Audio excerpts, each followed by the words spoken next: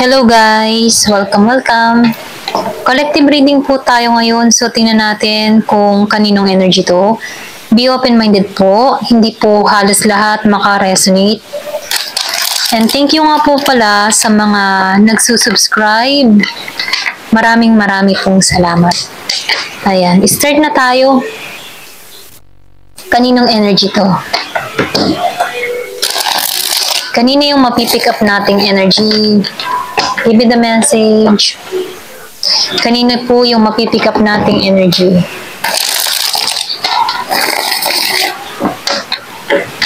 Give me the message.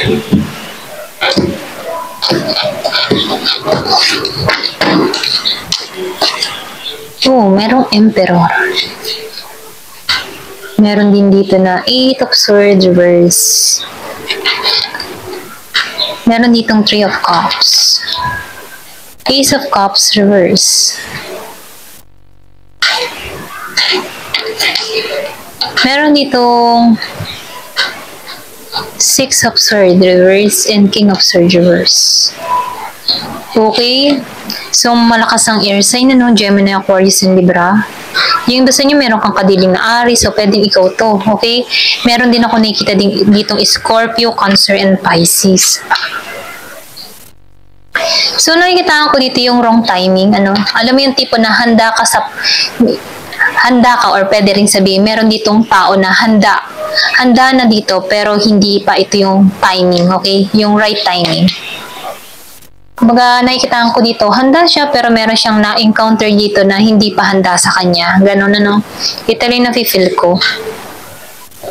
So, nakikita ko rin dito, yung iba sa inyo, meron nagpatatag sa'yo, okay? Or pwede rin sabihin, meron ditong tao na tumatag dahil sa mga nangyari sa kanya dito, okay?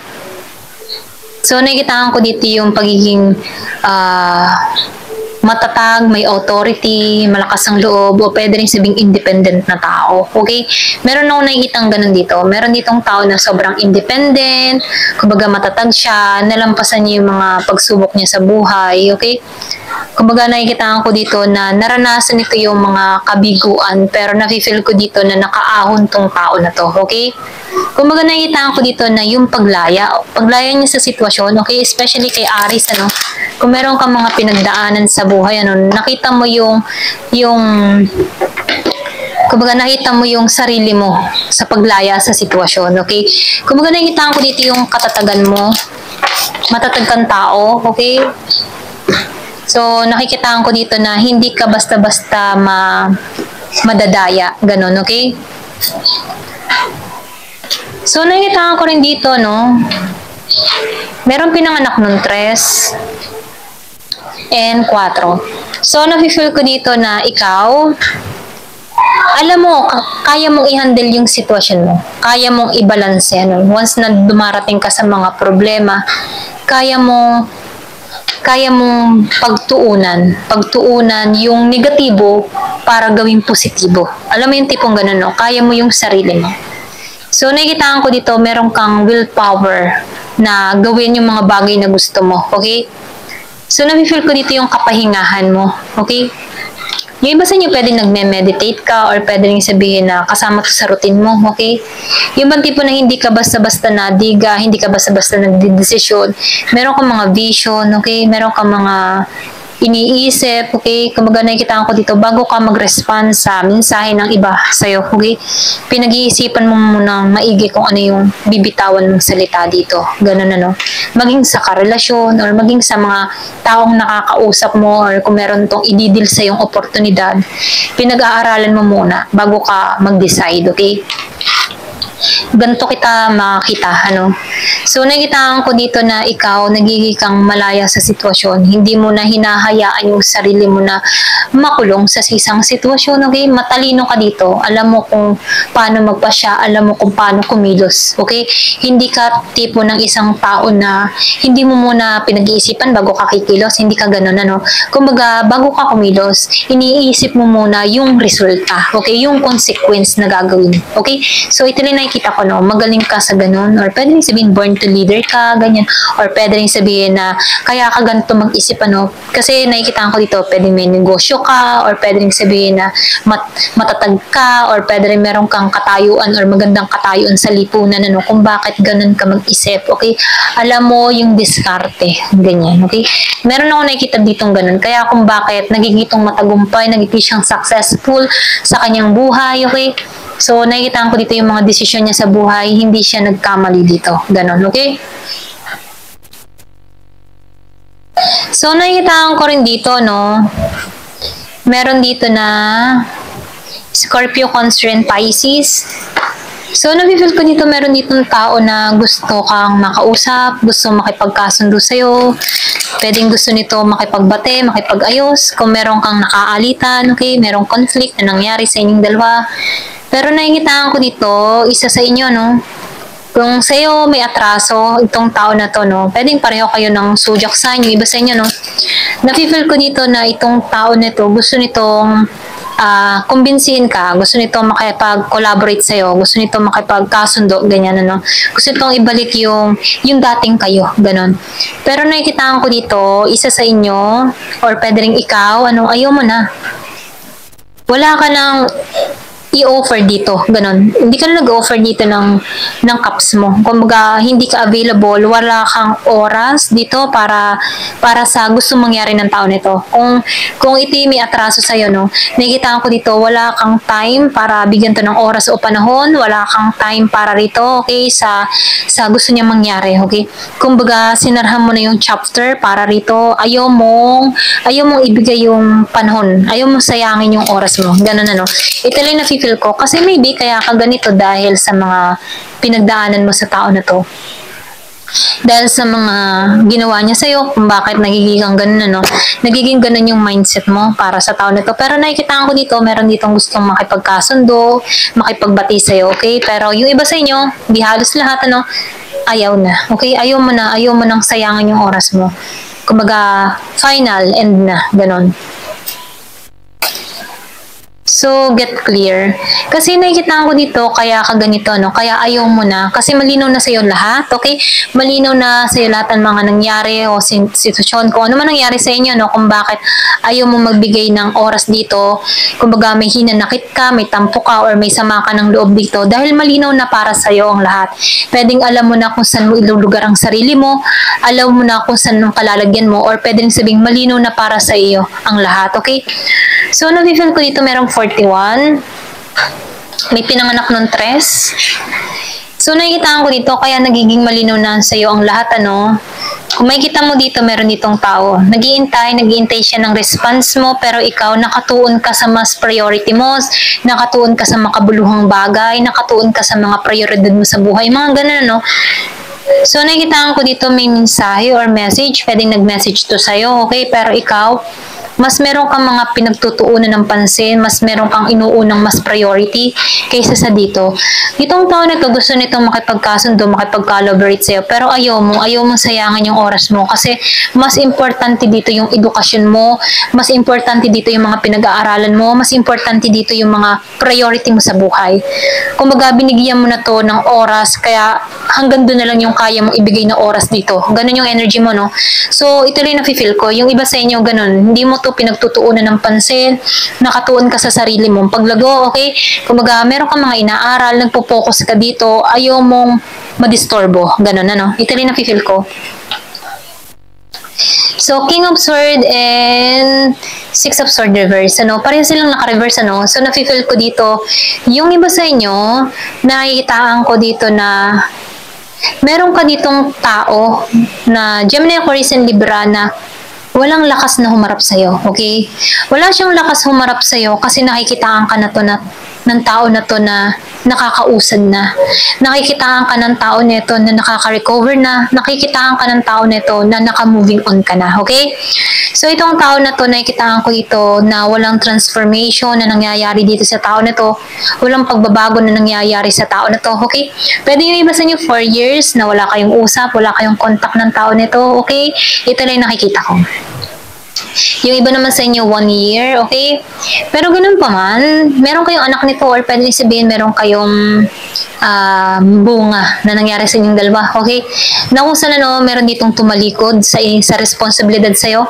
Pero ganun pa man, itong tao nito takot na magbalik sa'yo. Takot siyang humarap sa'yo. Or pwede rin meron kang talagang anak bago mo makilala tong tao na to. Okay? Yung iba sa inyo, meron kang anak, okay? Or single mother ka, single father, bago mo makilala tong tao na to. Or pwede rin ito yung may anak, okay?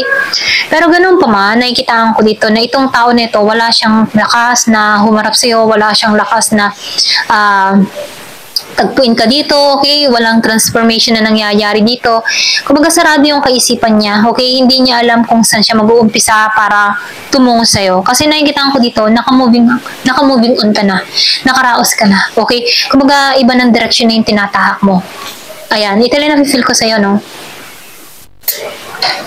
So, meron ditong flow. So, kasi ikaw umusad ka eh. Alam mo yung tipo na inalisan mo to, okay, inalisan mo tong tao nito, nagsumikap ka para sa sarili mo para makausad yan, makausad ka, maka-moving forward. Kumbaga, nakikitaan ko dito na nagdiretso ka lang, alam mo yung tipo na, oo, mahirap, pero sasabay na lang ako sa agos. Ganon yung energy, yung ba tipo na mabigat yung pinagdaanan mo, pero sumabay ka na lang sa agos ng buhay, na kahit mahirap, sumasabay ka. Kung ano yung kayanin mo, doon ka. Okay? Kumbaga nakikitaan ko dito yung kakontentuhan mo sa sarili mo na, ay, kahit mahirap, kaya ko to. Ganon So, ito rin na-feel ko sa'yo. Meron ditong pinanganak nung 8 or pwede rin 7, meron dito nangyari sa inyo nung August, okay? Yung iba sa inyo, August, okay? Pwede may naganap sa inyo nung August 6, August 8, okay? Ito lang na-feel ko, or pwede rin sabihin na meron ditong nangyari nung August. Ito lang na-feel ko, na kung saan dito ka nag-start na baguhin yung sarili mo. Kumbaga, yung bang tipong niyakap mo yung responsibilidad na umusad ka sa buhay mo, ganon. Nagdiretso-diretso ka, ganon, okay? Ito lang na-feel ko sa'yo, Kumbaga, may naganap sa'yo dito na kahit mahirap yung pagsubok na kinakaharap, patuloy pa rin ang buhay. So, na-feel ko dito na nagkaroon ka ng transformation, nag-matured ka, nag-grow ka, individual, okay? Lumago ka sa sarili mong pagsisikap, ganon, Pero protektado ka, okay? Alam mo yung tipo na kahit mahirap yung sitwasyon mo, yung fighting spirit mo, andun, okay? Andun yung alab na malalampasan mo itong mga pagsubok na kinaharap mo, okay? Ito rin na-feel ko. So, na-feel ko dito na may pag-asa, ganon. Hindi ka nawala ng pag-asa. Kumbaga may pag-asa dito na alam mo sa sarili mo na itong mga nangyari sa iyo ay temporary lamang, okay? Alam mo na hindi to panghabang buhay, itong mga hirap, pagsubok, mga ganyan, Ganon. Ito na yung na-feel ko sa'yo, Kumbaga nakikitaan ko dito na kahit mahirap yung sitwasyon, dumiretso ka pa rin sa paglalakbay mo. Ganon. Okay? Pwede rin sabihin nangyari na to in the past. Pwedeng 6 years ang nakalipas, 4 years, 8 years, or pwede rin sabihin na 8 months, okay, nakalipas na nakaraos ka, ganyan, okay? Pero itong tao mo dito, ganun pa rin eh. Ikaw ang daming nangyari sa buhay mo, ang daming pagbabagong naganap sa'yo. Kumbaga, itong tao nito, nagbigay din ng parte sa buhay mo kung bakit na-develop mo yung sarili mo. Pwedeng yung pain, yun yung ginamit mo, para na-develop mo yung sarili mo, para lumago ka, ganun, So, na-feel ko dito na may paglago na nangyari sa'yo. Kumbaga, ginabayan ka sa direksyon na tinatahak mo. Hindi ka pinabayaan dito. Pwede nga naging sandata mo dito ay yung sigado, okay, yung pananalig mo na malalampasan mo itong mga kinakaharap na pagsubok mo. Okay? Ito lang na-feel ko dito sa larawan. Okay? Ayan. So, tingnan natin yung advice sa'yo, Give me the message. So, piliin nyo na lamang, kung wala man yung zodiac sign dito, mararamdaman mo naman yung istorya kung iyo to, okay? Ito rin na-feel ko, kung pwede rin sabihin nasa birth chart mo to, kung malalaman mo yung kabuuan ng birth chart mo, okay? Give me the message. 1111. Intuition. So, sundin mo yung intuition mo, no? Kung ramdam mong iyo to. Okay? So, nakikita ko dito, trust yourself. Sinasabihan ka dito, meron ditong 111, 1111. Pag nakikita mo yung 1111, sundin mo ang kutob mo. Sundin mo yung sarili mo. Magtiwala ka sa sarili mo. Kumbaga, no? So, kasi nakikita ko dito, merong nag-uudyok or merong inner voice sa loob mo, okay? Na nagsasabi sa'yo, tuloy lang buhay, ganyan ano. Kahit meron ka na nararanasan ng mga pagsubok na ang hirap-hirap na makalampas, okay? Ano pa man yan, ano? Finance, karera, pag-ibig, ano, na mga pagsubok sa buhay. Sundin mo yung intuition mo kasi ginagabayan ka dito na kaya mo yan, okay? Malalampasan mo yan. So, sinasabi dito, makinig ka. Makinig ka sa tibok ng puso mo. Makinig ka sa inner voice mo, okay? Kasi ginagabayan ka dito. Kumbaga, makinig ka sa pakiramdam mo, okay? Kasi pili mo yan eh. Ikaw makaka-feel kung ano ba yung makakabuti, okay? Ano ba yung dapat kong gawin, mga ganyan ano. Kasi once na nagsasalita ka ng gano'n ano, about sa sarili mo, may tanong ka, dyan pumapasok yung intuition, okay? Dyan pumapasok na kailangan mo na sigurong magdasal, manampalataya, ano, kumbaga ginagabayan ka na, okay? So, nafe-feel ko dito na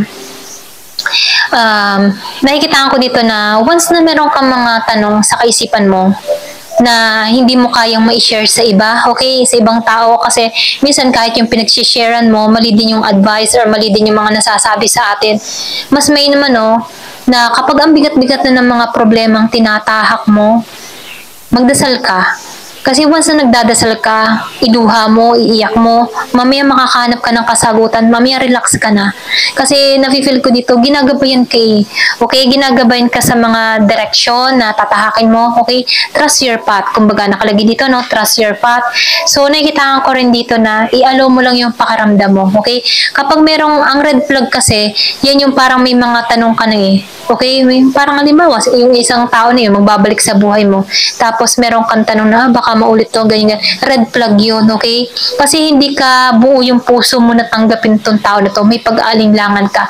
So, ibig sabihin, hindi pa to, hindi pa ito yung parang, hindi pa ito yung tawag dito, hindi pa ito yung tama para tanggapin mo tong tao nito kasi ikaw mismo, nagdududa ka eh, okay? Red flag yun, kumbaga, ano? So, for example ko lang yun, ano? So, sa affirmation mo, sinasabihan ka dito, no, sa affirmation, my intuition speak to me, and I listen. I trust that all things are happening for a purpose. Kumbaga, yung intuition mo ay nagsasalita na sa'yo, okay? At makinig ka. Kasi at magtiwala ka. Dahil lahat ng mga nangyayari or naganap sa'yo ay may purpose lahat, okay? Ayan, ito lang yung mensahe sa'yo, no? Ayan. Thank you for watching. Love and peace.